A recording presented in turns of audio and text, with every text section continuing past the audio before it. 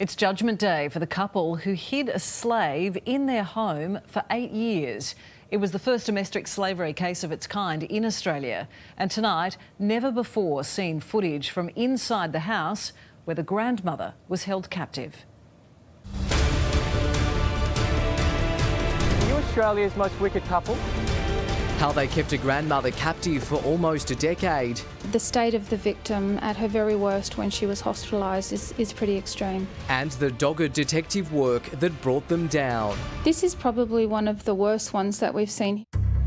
Mount Waverley in suburban Melbourne, a family home harbouring a ghastly secret. A convicted slave owner. One of her alleged captors. This sad story begins in 2007 when IT worker Kandasamy Kannan and wife Kumathini travel to India and bring back a housekeeper we won't identify.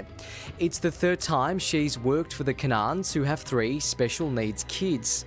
The woman can't speak English, and when she overstays her visa, she effectively becomes a prisoner. A number of her freedoms were removed, so that included having her passport taken away from her.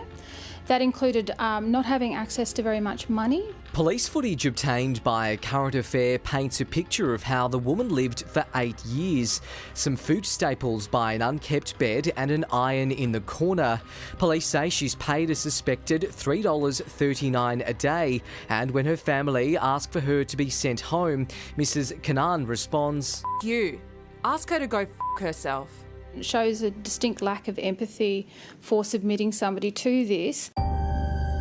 In 2015, the victim collapses. Mrs. Kannan leaves for a piano recital, and 4 hours later, the 40-kilogram slave's still on the bathroom floor in a puddle of urine and with a temperature of 28 degrees. The courts have described her state as emaciated.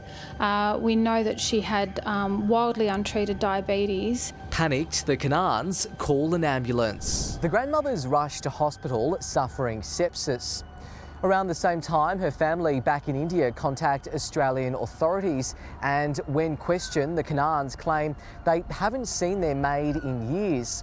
Later, their lawyer tells police she's actually right here, checked in, under a fake name. Detective Superintendent Jane Crossling heads up the AFP's Victorian Human Exploitation Team. It's really tough on the teams that investigate this, and we have, teams investigating these sorts of allegations right around the country. In hours of police interviews, the victim tells a harrowing account through an interpreter. Could not shower often because they thought that wasting water. The grandmother claims she was forced to work 23 hours a day, tortured and beaten with a frozen chicken. Tea, she will throw it on me. Hot water when it's bubbling, she will put it on my leg. Accusations the Kannans deny, and claims that weren't relevant to the jury, who found the couple guilty of possessing a slave. And to make claims that the victim in this situation was part of the household, to us seems like a very wild statement. The way that she was treated is far from being a valued member of the household. Mr. Cannon, Sam Cucchiara, A Current Affair. Anything to say to the woman that you kept captive, sir? What type of human being holds another person as a slave, sir? What sort of example are you setting for your kids? Why won't you even say sorry, sir? Have you got any shred of humanity left in you? The next day at court, a cameraman injures himself, requiring hospitalisation. Mrs. Kannan can barely contain her amusement. Is that a very good look? You're about to be sentenced. You could go to prison for a very long time. Are you worried about that?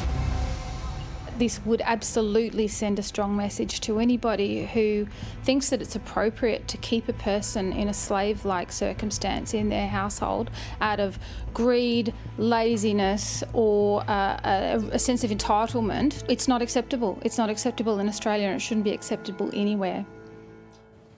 Mrs. Kannan was today jailed for a maximum of 8 years, her husband for 6 years. The victim is now 67 years old and is living in an aged care home.